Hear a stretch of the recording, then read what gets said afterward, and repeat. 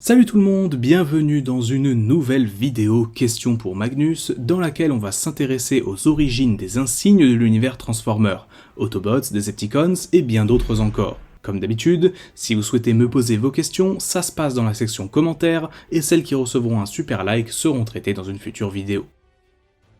C'est l'un des éléments les plus reconnaissables de toute la licence Transformer, les insignes des Autobots et des Decepticons, des logos servant à différencier les deux camps et qui ont assez peu évolué depuis les années 80, même si on aura l'occasion de voir les quelques exceptions qui existent. Les logos des deux camps de Transformers furent à l'origine créés en 1984 par Wayne Molinard, l'un des designers de chez Hasbro à cette époque, étant également celui qui a dessiné les boîtes des jouets, l'esthétique des tech specs présentes à l'arrière de celle-ci, ainsi que le logo de la marque Transformer au sens large. Chaque insigne est inspiré d'un personnage. Le logo des Decepticons, c'est assez connu et basé sur la tête de Soundwave, et celui des Autobots a Prowl pour source d'inspiration. Du côté des Autobots, les origines de leur insigne en termes de lore ne sont pas exploitées dans chaque histoire. Dans la première génération, on sait que dans la série, c'est un insigne donné par les Quintessons, ce qui laisse songeur sur le fait qu'ils aient choisi de le garder avec le temps, sachant que c'était quand même un symbole donné par leurs anciens maîtres, alors qu'ils étaient considérés comme des esclaves, alors que dans les comics, ces origines sont davantage mystiques, étant basées sur le visage du Last Autobot, un robot de légende, gardien de Cybertron, au service de Primus lui-même. La seule autre continuité qui donnera l'origine de cet insigne est celle des comics IDW, où c'est Shockwave, du temps où il était encore sénateur, qui l'avait créé, pensant représenter le visage de Primus tel que décrit dans les légendes. Au fil du temps et des nouvelles séries, le logo des Autobots a vraiment peu évolué, le plus gros changement étant celui fait à l'occasion de la sortie du premier film, où il a une allure un petit peu plus agressive. Notons d'ailleurs que dans les films en eux-mêmes, les deux logos, l'original et le nouveau, sont vus à différentes reprises et il n'y a pas beaucoup de consistance à ce niveau. En revanche, si le logo de base n'a pas évolué, on a vu de nombreuses variantes de ce dernier se développer avec le temps. Bon, tout d'abord, on peut évoquer très rapidement le logo Autobot G2, vu seulement à cette époque et qui pour le coup est basé sur la tête d'Optimus Prime, seule vraie tentative à ce jour de changer cet insigne dans l'histoire de la franchise, avant qu'on revienne très vite à l'original. Par la suite, on a eu l'occasion de voir des sortes de logos, de proto-logos entre guillemets pour les Autobots, remontant à des temps plus anciens, notamment dans les comics War Within, avec 7 insignes utilisés au début de la guerre, et on pourrait notamment aussi parler du logo de la garde d'élite Autobot, vu dans Transformers Animated, qui rajoute des bandes sur le côté de l'insigne. Toujours dans cette continuité, on voit brièvement l'insigne des Autotroopers, les forces de l'ordre de Cybertron, qui est porté comme une sorte de badge. Dans la trilogie d'Unicron, Rodimus est vu comme ayant son propre insigne, ce dernier étant dans Transformers Energon, un Autobot ayant depuis longtemps choisi de quitter le conflit, et dans Transformers Cybertron, la Cybertron Defense Team, composée de Hotshot, Red Alert et Scattershot, ont aussi un insigne légèrement différent. Le groupe d'Autobots le plus différent à ce niveau est sans conteste les Wakers, avec 2 variations de leur emblème, avec une esthétique plus agressive, symbolisée par des marteaux notamment.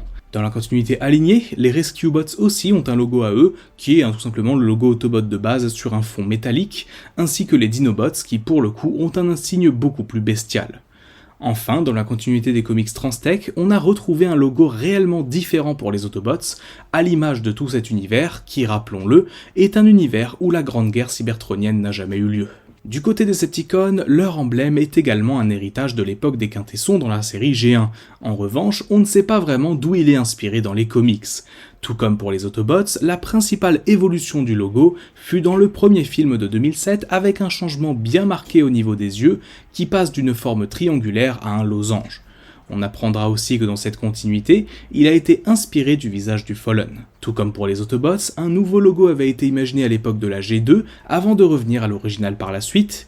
On trouve aussi un logo de l'époque du début de la guerre dans les comics War Within, mais aussi un logo totalement différent dans les comics IDW de 2019, avec l'insigne des Ascenticons, le mouvement politique qui deviendra plus tard les Decepticons du coup. Parmi les autres variantes du logo des Decepticons, on peut également noter un logo promotionnel de l'époque de The Last Knight, jamais vu dans le film, un logo attribué aux forces aériennes appartenant à l'univers des films, un logo spécial pour les Stunticons, un pour les Ultracons, une branche des Decepticons menée par Ratbat qui a décidé de déserter, ou encore un insigne pour la garde de Cybertron, utilisé par les Decepticons sous le commandement de Shockwave lorsque ce dernier était en charge de la planète.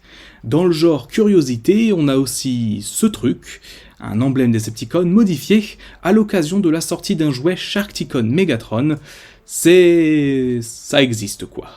Et tout comme pour les Autobots, on a un insigne spécifique à la continuité des Transtech, très différent de l'original. Au-delà des logos Autobots et Decepticons, bien évidemment, les autres logos auxquels on peut penser sont évidemment ceux des Maximals et des Predacons, qui pour le coup, eux, ont des inspirations beaucoup plus bestiales, c'est logique. Du côté des Maximals, on va avoir des inspirations plutôt du côté des mammifères, avec une sorte de tête un petit peu de canin, de félin, on ne sait pas trop. Un logo qui a assez peu évolué avec le temps, qui s'est juste un petit peu complexifié ou simplifié en fonction par exemple de Beast Machines ou de War for Cybertron Kingdom. Et il se peut que dans Transformers Rise the Beast, on ait encore une fois un logo un petit peu évolué, mais jusqu'à maintenant, on n'a pas encore eu exactement le logo précis, donc on ne peut pas vraiment s'exprimer là-dessus. Pareil pour les Predacons, on a un logo original qui est plutôt inspiré d'un insecte, et par la suite un logo qui a très peu évolué également, qui s'est un peu complexifié pour War for Cybertron Kingdom, mais qui s'était aussi simplifié pour l'époque de Beast Machines.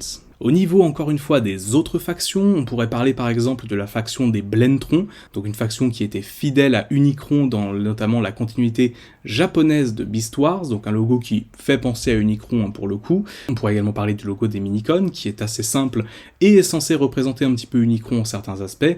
Pour le coup, c'est un petit peu difficile de le voir sur le moment.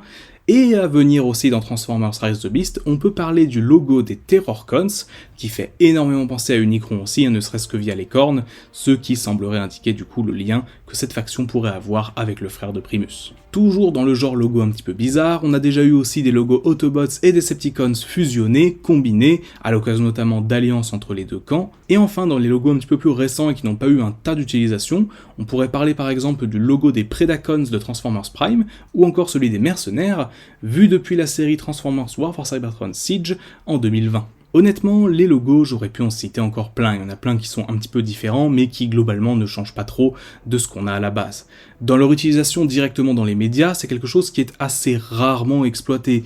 On va avoir par moments des personnages qui peuvent simplement enlever leur insigne comme c'est simplement un autocollant, quand parfois, le fait de recevoir un logo est carrément quelque chose qui est une sorte de cérémonie, une sorte de rituel. On peut penser notamment à Transformers Animated, où le logo des Decepticons est en quelque sorte gravé au fer rouge sur ceux qui le portent. Voilà donc pour cette petite vidéo, j'espère qu'elle vous aura plu comme d'habitude. On a traité aujourd'hui d'un sujet qui est mine de rien assez simple, il n'y a pas trop de lore à développer autour de tout ça, mais par contre c'est vraiment quelque chose sur lequel on aurait pu s'étendre encore beaucoup si on avait vraiment voulu citer absolument tous les logos qui existent dans l'univers Transformers. Honnêtement, voilà, c'est pas quelque chose sur lequel il faut s'attarder trop. Je dirais, il y a eu plein de logos qui ont été créés uniquement pour des raisons purement commerciales, de promotion de films, etc. J'en ai évoqué quelques-uns, mais il y en a plein d'autres. Je vous invite tout simplement à aller sur TFWiki si jamais vous voulez la liste complète, je vous mettrai ça dans la description. Sur ce, comme d'habitude, laissez-moi vos questions en commentaire, et on se dit à très vite. C'était Magnus. Ciao.